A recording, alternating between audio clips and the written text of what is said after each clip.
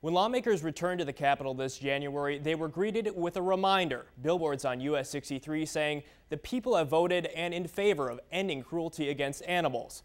The first committee hearings on repeal bills have drawn huge crowds. Often so many people show up, the audience lines right out the room's door. But that line reaches far outside the doors of the state capitol into rural towns across Missouri affected by the bill.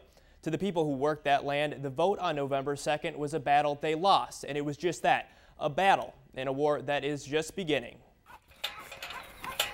A chain link fence divides this state, nearly split right down the middle.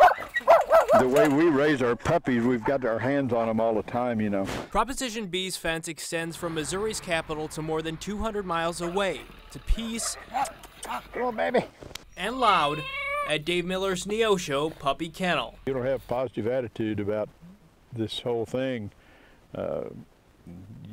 we'd be down the tube. Miller is hopeful for new Prop B repeal efforts. Or I have been in favor of the legislation that's been introduced to modify Prop B to allow us to continue to operate and feed our families and raise these boys. Prop B, known as the Puppy Mill Cruelty Prevention Act, could impact nearly 1,400 licensed breeders in Missouri. But the bill's impact extends nationwide. According to a 2004 Missouri state audit, 1/3 of all licensed breeders in the United States came from Missouri. Proposition B was a citizens' initiative that was put forward to curb the worst abuses that we've seen time and again at large-scale breeding facilities for dogs here in Missouri.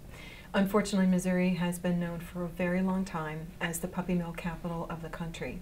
Prop B, set to take effect next fall, would limit breeders to a maximum of 50 female breeding dogs, set a minimum space requirement for their living area, and among other provisions require annual visits to a vet.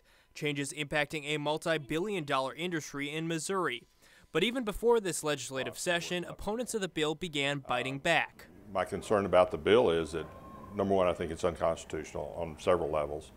And number two, it does nothing to do to correct the problem we have. Some legislators started the repeal process, hoping to kill the bill before it takes effect. Folks were misled. I think that the commercials were misleading. And again, nobody wants abused pups. On the other hand, this law does nothing to change that, and it is going to make it almost impossible for a legitimate breeder to continue, and in the process push more people in the black market. And those dark fringes of the business sometimes end in rescues like this one. You will find layer upon layer of feces and urine such that when you enter a building, I mean, it literally stings your eyes and takes your breath away. This Greene County raid rescued nearly 100 Yorkies in 2009. Wounded animals the Humane Society of Missouri hopes Prop B will save. This little one has only been with us for a couple of weeks. This is a puppy mill survivor. Fernie spent the first 5 years of her life locked in a cage producing pups. Now free, but forever scarred. She will always have to have some follow-up dental care, but that's okay. She still has a lot of love to give. Baby! Miller says that kind of love gives his work purpose.